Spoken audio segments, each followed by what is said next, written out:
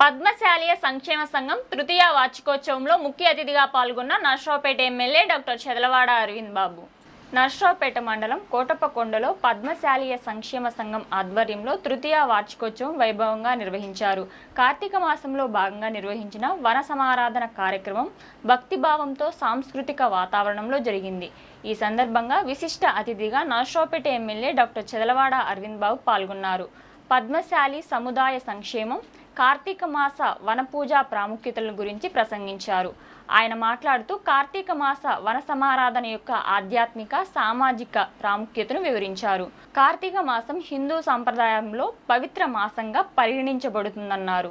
ఈ మాసంలో వన సమారాధన చేయడం వల్ల భక్తులకు మానసిక శాంతి, ఆరోగ్యం, సమృద్ధి ప్రాప్తిస్తాయి.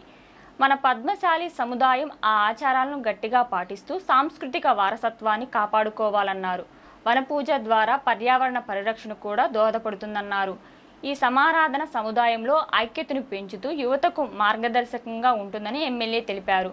పద్మశాలి సముదాయ సంక్షేమం గురించి మాట్లాడుతూ పద్మశాలీలు మన రాష్ట్రంలో ప్రధానంగా వస్త్ర పరిశ్రమలో, వ్యవసాయంలో, చిన్న తరహా వ్యాపారాల్లో నిమగ్నమై ఉన్నారు. వారి సంక్షేమం కోసం ప్రభుత్వం వివిధ స్కీములు అమలు చేస్తుందన్నారు.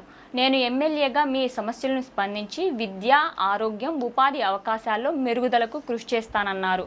సంఘం ఇటువంటి కార్యక్రమాల ద్వారా సముదాయ ఐక్యతను బలోపేతం చేయాలని సూచించారు.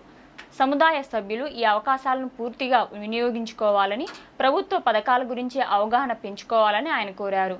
వన సమారాధనతో పాటు సాంస్కృతిక కార్యక్రమాలు, ప్రసాద వితరణ కూడా జరిగాయి.